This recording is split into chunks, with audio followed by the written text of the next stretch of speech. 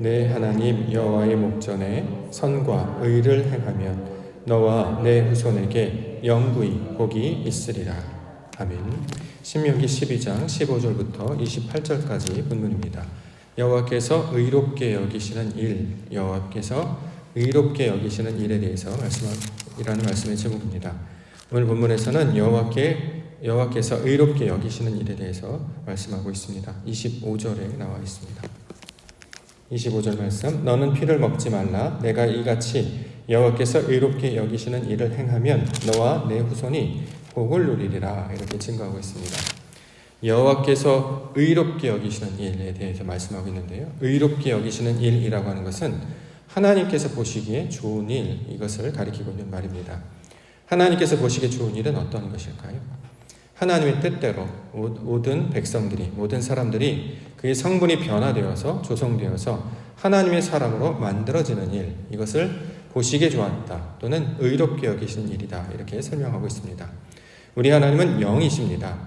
육신의 사람이 하나님의 말씀을 따라 살게 됨으로써 육신의 일을 따르지 아니하고 영의 일을 따라서 사는 것을 하나님께서 기뻐하시고 의롭게 여기십니다. 로마서 8장 13절부터 15절 말씀에 너희가 육신대로 살면 반드시 죽을 것이로되 영으로서 몸의 행실을 죽이면 살리니 무릇 하나님의 영으로 인도함을 받는 사람은 곧 하나님의 아들이라. 너희는 다시 무서워하는 종의 영을 받지 아니하고 양자의 영을 받았으므로 우리가 아빠 아버지라고 부르짖느니라. 이렇게 말씀하고 있습니다.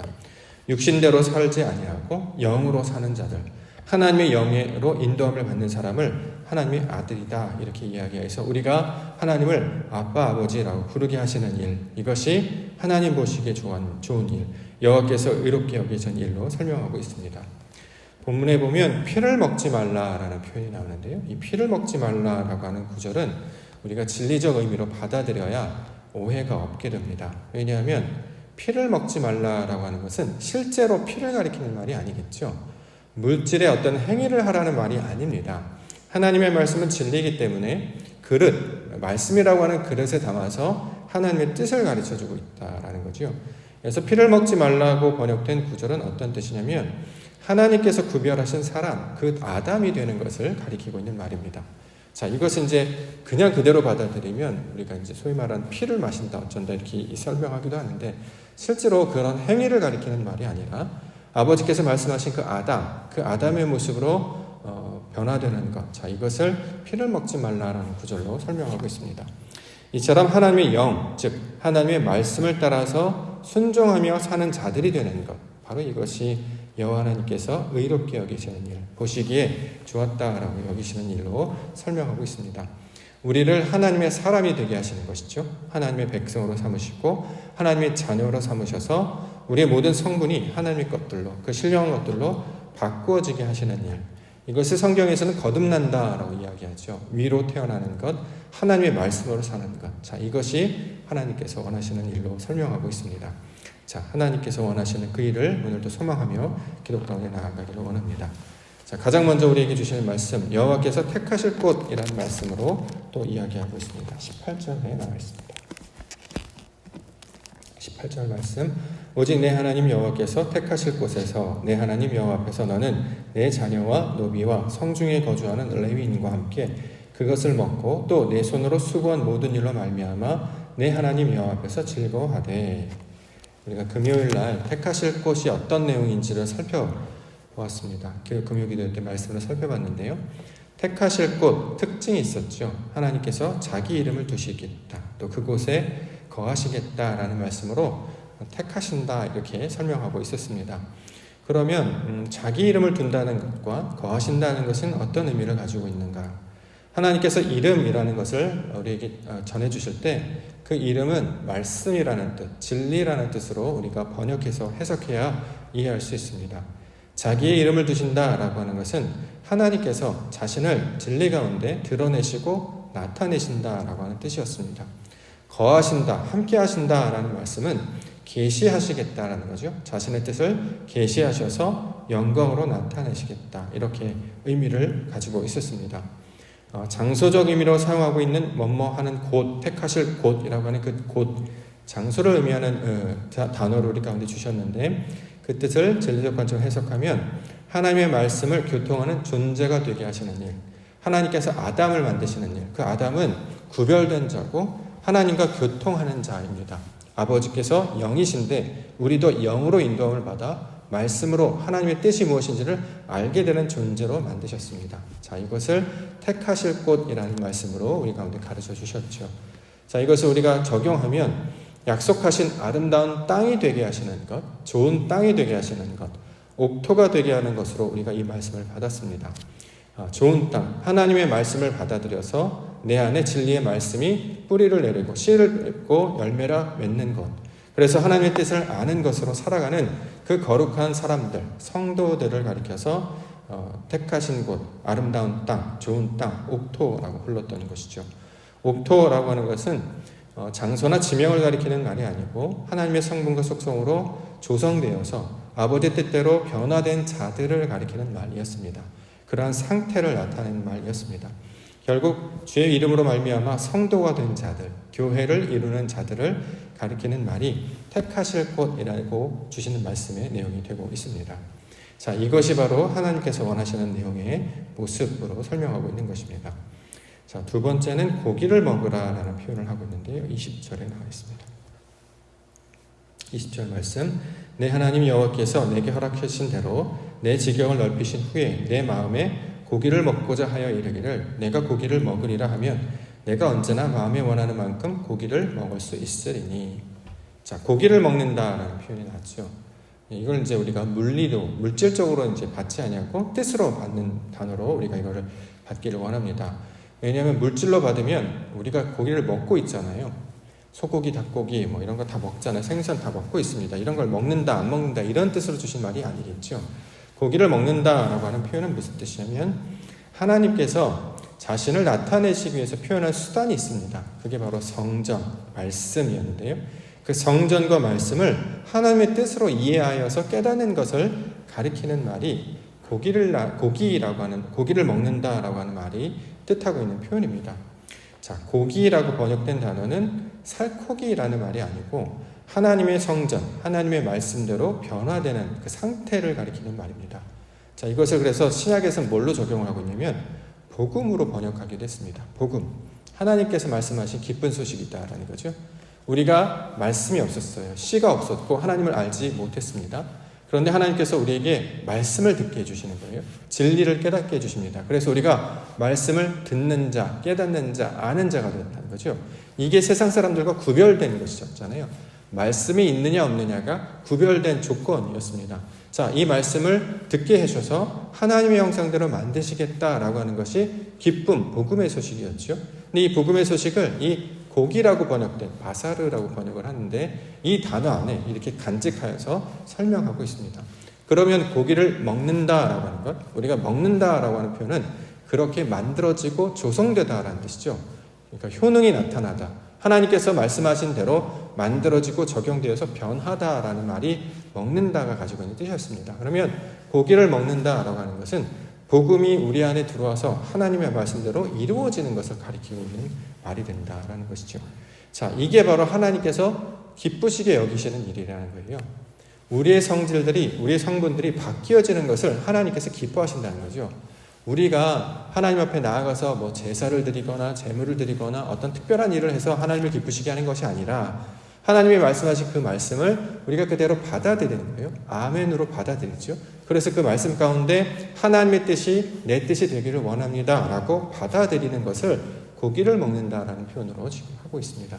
자, 이것을 주기도문에서는 죄 용서라는 개념으로 설명하기도 했죠. 우리가 지난 주일날 살펴봤는데 마태복음 6장 12절 말씀에 보면 우리가 우리에게 죄 지은 자를 사하여 준 것 같이 우리 죄를 사하여 주시옵소서 이렇게 기도합니다. 주기도문의 내용 중에 하나입니다. 자, 죄를 사하다라고 하는 것은 어떤 나쁜 일, 도덕적이거나 윤리적인 잘못을 가리키는 말이 아니라 하나님을 알지 못하는 상태를 죄라고 이야기하잖아요. 아직 만들어지지 못한 상태, 그 죄의 상태에서 하나님의 뜻으로 온전케 변하는 과정을 가리켜서 죄를 사하다라는 말씀으로 우리가 살펴봤습니다. 자, 내 안에 육신적인 생각, 욕망들이 그대로 남아있는 것을 죄의 상태라고 말하죠. 근데 말씀, 그 진리가 우리 가운데 물처럼 들어옵니다. 비처럼 내리게 되고 씨처럼 뿌려지게 됩니다. 그러면 우리 마음밭, 그 황폐하고 거친 마음밭에 물이 되어지고 씨가 뿌려지면 그 땅이 옥토로 변하게 된다는 거죠. 옥토로 변하게 된다는 것은 돌밭이 깨어진다는 말이고 가시덩굴이 사라진다는 말이었습니다. 거기에 풀이 자랍니다. 채소가 자라고 나무가 맺힙니다. 성령의 열매들을 가리키고 있는 말이죠. 하나님께서 가리키는 하나님의 성품들, 하나님의 말씀들을 가리키고 있는 말입니다. 그것이 내 안에 자라게 되게 됩니다. 하나님의 것들로 채워지게 됩니다. 이것을 가리켜서 죄를 사하다라는 표현으로 우리 가운데 가르쳐주고 있었습니다. 이것을 이제 각주를 이제 살펴보시게 되면 빚진 자를 탕감하여 준다라고 이제 각주에 달려져 있거든요. 성경에서 빚진 자를 탕감하여 준다라는 말은 하나님께서 원하시는 뜻을 우리 가운데 그 약속하신 대로 이루는 것을 가리키고 있는 말입니다. 빚이라는 것. 성경에서 말하는 빚은 어떤 뜻으로 해석하고 있냐면 하나님께서 우리에게 주실 것들, 하나님이 약속하신 것들을 아직 내어주지 않아서 이제 주려고 하는 그런 상태를 가리켜서 빚이라고 합니다. 사람이 하나님께 빚을 지는 게 아니고요. 하나님께서 우리에게 뭔가 주실 거예요. 약속하셨기 때문에요. 그런 상태에 가서 빚이라는 것으로 지금 번역을 했습니다. 자, 빚을 탕감하여 준다라는 것, 그걸 사한다라는 것은 하나님께서 계획하셨던 거룩하고 선하신 뜻을 우리 가운데 다 내어주셔서 우리가 하나님의 속성, 하나님의 사람으로 바뀌어지는 것을 가리키고 있는 말이었습니다. 이것을 죄를 사하다라는 말로 우리 가운데 설명하고 있고, 다른 말로는 고기를 먹으라라는 말로 표현하고 있습니다. 우리가 진리적 관점으로 이것을 해석하지 않으면 그냥 이걸 말로 받게 되죠. 고기를 먹냐, 뭘 먹어야 되냐, 뭘 말아야 되냐, 이런 것들을 한다거나, 또는 죄를 사하다, 예를 들어서 우리가 거짓말한다거나 어떤 도덕적으로 인류에서 잘못했다거나 이걸 용서해달라고 구한다는 거죠. 그런데 본질적으로 그런 일이 왜 생기느냐? 하나님의 뜻을 알지 못하기 때문에 벌어지는 일들이잖아요. 아버지, 저들이 하는 일이 무엇인지 알지 못합니다. 무지의 상태, 아버지의 뜻을 모르는 상태에서 발생되는 결과물이기 때문에 중요한 것은 그 본질이 변해야 된다는 것입니다. 심령의 그 마음의 본질, 우리의 모든 것들이 일어나는 그 동기가 바뀌어야 된다는 거죠. 그래서 하나님께서 죄를 사하다, 고기를 먹다, 또는 빚을 탕감하다라는 말씀으로 주신 내용은 다 하나님의 형상대로 아버지의 영으로, 주의 말씀으로 사람을 변화시켜서 다시 하늘의 뜻을 살게 하시는 모든 과정을 설명하고 있는 내용으로 우리가 가르쳐주고 있습니다. 자, 마지막으로 살펴볼 것은 번제드리는 이야기 하고 있습니다. 27절과 28절. 내가 번제를 드릴 때에는 그 고기와 피를 내 하나님 여호와의 제단에 드릴 것이요 내 제물의 피는 내 하나님 여호와의 제단 위에 붓고 그 고기는 먹을지니라. 내가 내게 명령하는 이 모든 말을 너는 듣고 지키라. 내 하나님 여호와의 목전에 선과 의를 행하면 너와 내 후손에게 영구히 복이 있으리라.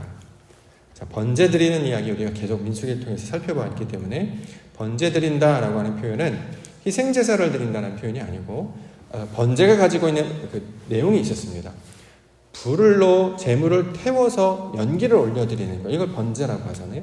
이 모양으로 우리의 육신적인 것들을 불로, 하나님의 빛, 말씀으로 다 사라지게 해서 육신적인 건 다 사라지고 하나님이 원하시는 그 뜻만이, 그 영만이, 그 진리만이, 그 말씀만이 내 안에 남겨져 있는 상태가 되어지는 것, 이것을 번제를 드린다라는 표현으로 설명하고 있습니다. 우리가 하나님께서 기뻐하시는 온전한 모습으로 변화될 것을 가리키고 있는 말이죠. 자, 이것을 가리켜서 번제를 드리나라는 모습으로 설명하고 있습니다. 그걸 28절에서는 명령을 지킨다라는 말로 그대로 받고 있죠. 명령을 지킨다. 명령, 하나님의 말씀의 뜻과 똑같아지는 것을 명령이라고 이야기하는데 그것을 지킵니다. 내 마음 가운데 새기어 그 뜻 가운데 우리의 마음이 변화되는 것을 지킨다라고 표현하고 있습니다. 자, 이게 바로 하나님께서 우리 가운데 원하시는 뜻이 된다는 거죠. 여호와의 목전에 선과 의를 행하며, 이게 하나님께서 의도하신 바라는 거예요. 실제로 사사기의 내용을 쭉 살펴보면 모든 이스라엘 백성들이 여호와의 목전에 악을 행하여 이렇게 반복하고 있죠. 악을 행한다. 하나님의 뜻대로 되어지지 않고 여전히 육신대로 남아있는 상태를 악을 행한다라고 이야기하고, 그런 악에 남아있는 자들을 선과 의로 바꾸어 주시는 일을 여호와 하나님, 성령께서 하신다. 이 길을 가르쳐주고 있습니다.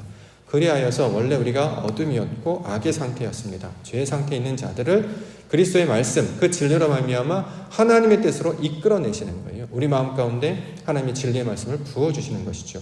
그래서 우리의 모든 육신적인 생각들이 떠나가고 하나님의 뜻들로 채워지는 것. 자, 이것을 여호와의 목전에 선과 의를 행한다. 이렇게 이야기하고 있습니다. 이것이 하나님이 말씀하시는 복의 내용이 된다라는 거죠.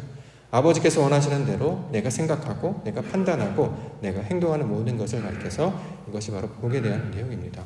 오늘도 우리에게 하루를 주셨는데요. 이 하루를 통해서 우리에게 감당하기 원하시는 것은 하나님의 뜻으로 생각하고 하나님의 눈으로 바라보고 하나님께서 원하시는 그 기뻐하시는 뜻을 찾으며 나아가도록 우리에게를 가르쳐주고 있습니다. 우리가 일상으로 반복하는 모든 일이 의미가 없다고 하면 너무나 단순하고 무의미한 일이 되겠습니다만 하나님의 뜻으로 이걸 바라보게 되면 우리를 날마다 만드시고 가꾸어 가시는 마치 우리를 농사를 통해서 우리 작물을 가꾸어 가시는 하나님의 손길의 날들로 우리가 이것을 이해할 수 있게 된다는 거죠. 만나는 사람이나 만나는 행하는 일이나 모든 일을 통해서 주께서 하시는 일이 무엇일까? 자, 이것을 우리가 바라보며 나아갈 때에 그것이 통해서 역사하시는 하나님의 뜻을 발견케 해주실 것입니다. 만나는 모든 것들을 통해 하나님의 일이 우리가 담겨져 있음을 기억하고 오늘도 그 가운데 하나님께서 기뻐하시는 일을 찾으며 나아가는 우리 믿음의 성도들이 되기를 원합니다. 왜냐하면 이 땅 가운데 살아갈 때, 생명을 가지고 살아갈 때에 우리의 모든 전인격들이 그리스도 예수를 닮도록 바뀌어지는 일을 하시는 일이 바로 하나님께서 기뻐하시는 일이 되기 때문입니다.